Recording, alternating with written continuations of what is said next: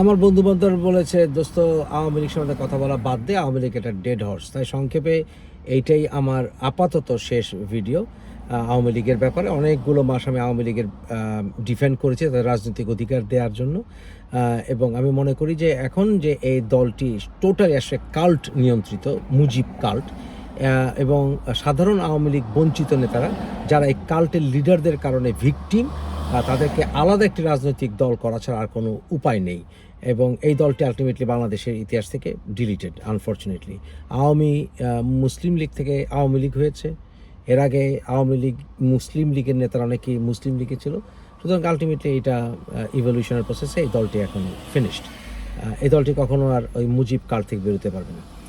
আরেকটা কথা হচ্ছে, আওয়ামী লীগের সাধারণ নেতাদের কি করা উচিত? সাধারণ নেতাদের উচিত এই দলটি থেকে সরে যাওয়া, এবং এটা মুজিব কাল্টের অধীনে চলে গেছে এবং এর বিরুদ্ধে গেলে আপনাকে হ্যারাস করা হবে। তারা কোনো সমালোচনা নেবে না, তারা কোনো রকম দ্বিমত অ্যাকসেপ্ট করে না। আমি যেমন আওয়ামী লীগের রাজনীতিবিদ না হয়েও আমি আওয়ামী লীগের রাজনীতি করার অধিকারের কথা বলেছি, কারণ হচ্ছে আমি বিশ্বাস করি যে আমি আপনার মতকে ঘৃণা করতে পারি, কিন্তু আপনার মত প্রকাশের অধিকারের জন্য আমি সংগ্রাম করব। এবং আমি মনে করি শহীদ রাষ্ট্রপতি জিয়াউর রহমানের আদর্শ সেটাই, বহুদলীয় গণতন্ত্র।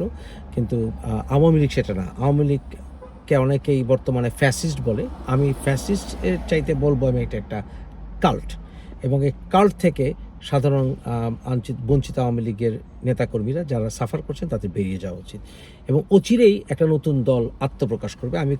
আমি আমার সোশ্যাল রিয়াকশনের মাধ্যমে, এই যে সোশ্যাল মিডিয়াতে যখন আমি রিয়াকশন দেখি, এটা আমার এক ধরনের সোশ্যাল স্টাডিজও বলতে পারেন। আমি এ থেকে গবেষণা করে আমি একটা সিদ্ধান্ত যাই। আমি বিভিন্ন রকমের মত এর জন্য আলোচনা করি, বিভিন্নভাবে আলোচনা করি, কারণ মানুষের সোশ্যাল রিয়াকশন দেখলে আমার বই লিখতে সুবিধা হয়। আমি একটা বই লিখছি, মেমোয়ার অফ দ্য আওয়ামী লীগ, এবং সেখানে আওয়ামী লীগের যে কবর রচিত হলো, এই কবর রচনার ক্ষেত্রে আওয়ামী লীগ মাঠে নাই, ময়দানে নাই, শুধু সোশ্যাল মিডিয়াতে ছিল। এবং সেই ক্ষেত্রে এটা কবর রচনার পিরিয়ড পর্যন্ত, অন্তত শেষ মুহূর্ত পর্যন্ত মুফাজ্জল ইসলামের একটা ভূমিকা ছিল, সেটা ভবিষ্যৎ গবেষকরা স্বীকার করবে। এই দলটিকে রেস্কিউ করা এই জন্যই সম্ভব না, দলটি এখন টোটালি ভারতের দালালে পরিণত হয়েছে। এটা আমি বুঝতে পেরেছি, টোটালি ভারতের দালাল, এবং তারা নতুন রকম প্র্যাগমেটিক ওয়েতে চিন্তা করতে পারে না। এই দলটিকে ব্ল্যাকমেল করে ভারতীয় বাঙালিরা অনেকেই, এবং ভারতীয় সরকার হিন্দুত্ববাদীরা এই দলটিকে এখন টোটালি ব্ল্যাকমেল করে। কারণ তাদেরকে তারা শেল্টার দিচ্ছে, তারা পেলে পুষে বড় করছে, তাদেরকে 2014-তে বেনজিরের কথাতেই তারা ক্ষমতায় রেখেছে, শেখ হাসিনাকে শেল্টার দিচ্ছে। সুতরাং এই দলটি কখনো ভারত থেকে বেরোতে পারবে না। কিন্তু প্রকারান্তরে ভারত আমাদের জন্য থ্রেট, অলওয়েজ একটা থ্রেট। কারণ আমাদের দেশের তিন দিকে, পাকিস্তান আমাদের থ্রেট হতেই পারে না, বহু দূরে। পাকিস্তানের সঙ্গে স্ট্র্যাটেজিক অ্যালায়েন্স দরকার, এবং সেটাই নতুনভাবে চিন্তা করা। পাকিস্তানের সাথে স্ট্র্যাটেজিক অ্যালায়েন্স এবং ঘনিষ্ঠতা বাড়লে 71 আমরা ভুলে যাব না। মোল্লা মৌলবীরা 71 ভুলে যায়, আমরা 71 ভুলে যাব না। কিন্তু এটা তারা ভাবতেই পারে না। আমাদেরকে ভাবতে হবে যে বাংলাদেশে শরিয়া শাসন প্রয়োজন নাই, বাংলাদেশ সেকুলারিজম প্রয়োজন। কিন্তু যেটা বিএনপি বিশ্বাস করে যে বাংলাদেশের মেজরিটি মানুষের ধর্ম হচ্ছে ইসলাম, তাই ইসলামের একটা ভ্যালু সব জায়গায় আছে, ইসলামের একটা মূল্যবোধ আছে। আপনি যে ধর্মীয় হন, একটা রেসপেক্ট এখানে বজায় রাখতে হয়। এবং আমাদের কালচারকে বহুভাবে ইসলাম প্রভাবিত করেছে। দেখবেন আমেরিকায় অনেক জিউইশ স্কলার আছে, বা অনেক জিউইশ জার্নালিস্ট আছে, যারা সময় আবার ইসরায়েলকে সমর্থন করে। কিন্তু তারা বলে কি জানেন, আমরা এক্স জু, কিন্তু তারা বলে আমরা কালচারালি জু। ঠিক বাংলাদেশে কালচারালি মুসলিম হতে হবে, এবং সেটা বাংলাদেশ হওয়ার কারণেই আমরা পশ্চিমবঙ্গের বাঙালি থেকে আলাদা। যেমন পশ্চিমবঙ্গের বাংলা কালচারালি হিন্দু।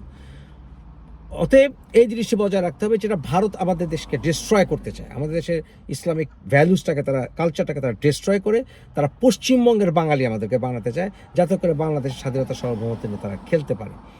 অতএব সব কিছু মিলিয়ে আওয়ামী লীগ দিয়ে এটা সম্ভব হবে না, মূলত মুজিব পরিবারের কারণে। এবং তারা যে কাল্ট ডেভেলপ করেছে, সে কাল্ট কোনো মতেই আপনাকে সে কাল্ট ভেঙে আওয়ামী লীগকে পরিচালনা করতে দেবে। তাই আওয়ামী লীগকে নিষিদ্ধ করতে হবে এই কাল্টগুলো যেহেতু তারা বেরোতে পারবে না। আমি নিশ্চিত আওয়ামী লীগ এই কাল্ট থেকে বেরোতে পারবে না। আমি চেষ্টা করেছিলাম দলটিকে রিফর্ম করার ক্ষেত্রে, উদ্বুদ্ধ ক্ষেত্রে করতে, কিন্তু শেষ পর্যন্ত আমি যেহেতু বহুভাবে দলের অভ্যন্তরে ঢুকেছি, কোনায় ঢুকেছি, শেখ হাসিনা কাজ তাদের সাথে জুম করে, তাদের ওই জুম মেম্বারে আমাকে ইনফরমেশন দেয়। এমনকি আওয়ামী লীগের প্রত্যেকটা নেতা কে কোথায় আছে, কি করছে, কি দিয়ে ভাত খায়, চাইলে আমি সেটা খবর নিতে পারি।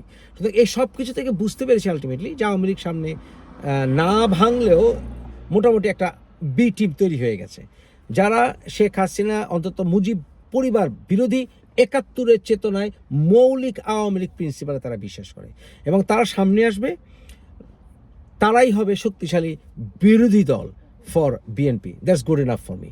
তাই আওয়ামী লীগ মাস্ট ডাই। এই দলটাকে আসলে নিষিদ্ধ মানে বাই ডিফল্ট নিষিদ্ধ করতে হবে। যেমন বিএনপি বলা উচিত না দলটি নিষিদ্ধ করো, কিন্তু তাদের কনফ্লিক্ট এবং যারা কাল্ট, ওই কাল্ট মেম্বাররা আসতে পারবে না নির্বাচনে, এরা বললেই দলটা বাই ডিফল্ট নিষিদ্ধ হয়ে যাবে, এবং আলটিমেটলি এই দলটাকে নিষিদ্ধ না করলেও ওই মুসলিম লীগের মতো পিচ্চিরিঙ্গি দল হয়ে পড়ে থাকবে, এবং সেটাই থাকুক, সেভাবেই থাকুক।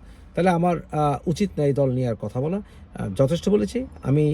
এই দলে না হয়েও উদারতা দেখিয়েছি, কিন্তু আওয়ামী লীগ উদারতার যোগ্য না। আওয়ামী লীগরা যে আওয়ামী লীগদেরকে আমি কথা বলার সুযোগ দিয়েছিলাম, সেই আওয়ামী লীগের সমালোচনা করার এবং সেই নেতাদের কাল্ট লিডারদের সমালোচনা করায় আমাকে বরঞ্চ এখন হুমকি, গালাগালি, অপমান, ব্যক্তিগত আক্রমণ সব করছে। এটা একটা জঙ্গি ধর্ম হয়ে গেছে। আপনি দেখবেন যখন আমি জঙ্গিদের সমালোচনা করি, নিচে যেভাবে রিয়্যাক্ট করে জঙ্গিরা বা উগ্ররা, আওয়ামী লীগ এক্স্যাক্টলি সেভাবে রিয়্যাক্ট করে, এক্স্যাক্টলি সেভাবে। আপনারা আমার যে কোনো জঙ্গি বিরোধী ভিডিও যাবেন, কমেন্ট কীভাবে আসে, এক্স্যাক্টলি আওয়ামী লীগের সমালোচনা কীভাবে রিয়াকশন আসে। আমার এটা একটা সোশ্যাল স্টাডিজ হয়েছে, আমার একটা বিশাল অভিজ্ঞতা হয়েছে, আমার বই লেখা এটা ব্যাপক সহায়ক হচ্ছে যে এক্স্যাক্টলি এটা আমি উদাহরণ দিব, কারণ আমি যখন বইগুলি দেবো এগুলো আমার বইয়ে এগুলি থাকবে, এই যে রিয়াকশন কী হচ্ছে, এগুলো স্ন্যাপশটগুলো থাকবে।